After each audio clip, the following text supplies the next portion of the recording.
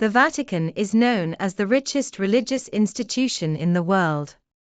Its paintings, basilicas, priceless treasures. They rival the museums of many countries. Its bank manages billions.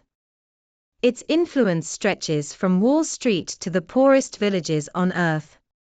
But there is something most people rarely think about. This wealth did not fall from the sky. It was built. And like every great fortune in history, its foundation was laid not only with faith, but with money, power, and surprising agreements. This is not a theological debate. This is an economic story. Because the story of the Vatican's wealth is the story of how a spiritual movement became a financial empire. And how the oxygen of religion turned into money. It all began with the legalization of Christianity. In 313, Roman Emperor Constantine the Great proclaimed the Edict of Milan. Christianity was now legal. Overnight, a small underground faith movement became a state-backed religion. And when legitimacy arrived, so did gifts. Aristocrats donated land. Emperors granted privileges. Constantine financed the first Old St. Peter's Basilica in Rome. The message was clear. Holiness and wealth could walk side by side. And that day, the Church learned a lesson. Money is power. And power requires money. The Middle Ages, the tithe system. In the Middle Ages, the Church perfected its first major financial model, the tithe.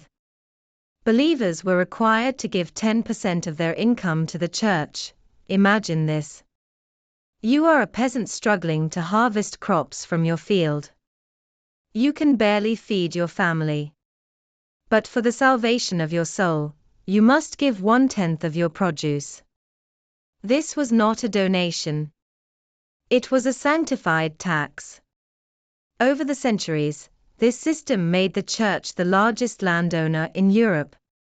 Around the year 1000, the Catholic Church owned nearly 1/3 of the land in Western Europe. This didn't just mean cathedrals. It meant fields, vineyards, mills, forests. Real assets. Real income. Indulgences, the price of sin. In the 11th century, the Church discovered a new source of revenue, indulgences. The logic was simple, but the marketing was brilliant.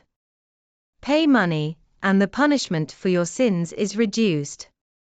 Even for your deceased relatives. It was effectively the sale of salvation. And it was incredibly profitable. Gold flowed to the Vatican. Not only churches, but wars were financed with this money. Because the Church was no longer just a religious institution. It was a geopolitical power. The Crusades, beginning in 1096, are told as holy wars. But they were also massive financial operations. New taxes were imposed. Those who could not go to war paid for indulgences. Cities were conquered. Treasures were seized. Spiritual authority transformed into military and financial power. The Renaissance, popes became princes. By the 1500s, popes were no longer merely spiritual leaders. They were princes, bankers, and politicians. A new St. Peter's Basilica would be built. Larger than the old one. More magnificent. But magnificence is expensive. The sale of indulgences accelerated again. The famous words of Johann Tetzel entered history. As soon as the coin in the coffer rings, the soul from purgatory springs. Peasants paid out of fear. Meanwhile, some popes lived in luxury. Pope Alexander VI of the Borgia family became known for scandals. Pope Leo X spent fortunes on art and festivities. In sermons, there was humility. In reality, splendor. The Reformation, the first major blow.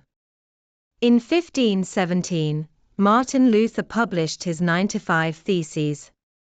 He called indulgences a fraud. Salvation cannot be sold, he said. And the Reformation began. Europe split in two.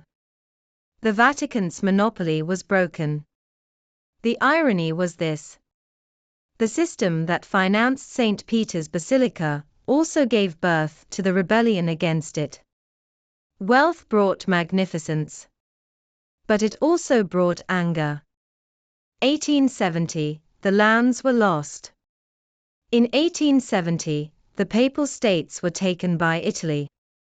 The Vatican lost its lands, its army, its revenue. Many said, it's over. But institutions built on money rarely disappear so easily. 1929, the deal with Mussolini.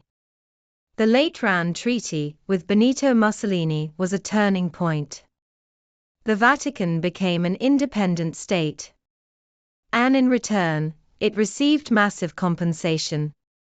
Cash and bonds equivalent to billions of dollars. Essentially a bailout. With this money, the Institute for the Works of Religion was established, commonly known as the Vatican Bank. Officially for charitable works.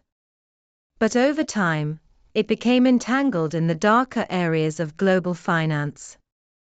Scandals and mystery. In the 1980s, the Banco Ambrosiano scandal erupted. Roberto Calvi, known as God's banker, was found dead under a bridge in London. Allegations of mafia connections. Money laundering claims. An institution that preached poverty was playing some of the most complex games in finance. Today, the Vatican's total wealth is unknown. Michelangelo's frescoes in the Sistine Chapel cannot be sold, but they are worth billions. Its lands and investments remain largely undisclosed. Official budgets appear modest. But history teaches us this. What is visible is not always the full truth, the real lesson. The Vatican's wealth did not fall from the sky. It was built through taxes, land, indulgences, agreements, and banks. This story is not just about religion. It is about the mechanism of power. Because the model is always the same. Faith on the surface. Money underneath. And this does not apply only to the Vatican. It applies to states, corporations, and banks as well. When the system tells you trust, you should ask, who profits from that trust? History does not repeat itself exactly. But if you fail to understand it, it crushes you. And perhaps the most important question is this: who is getting rich from your faith?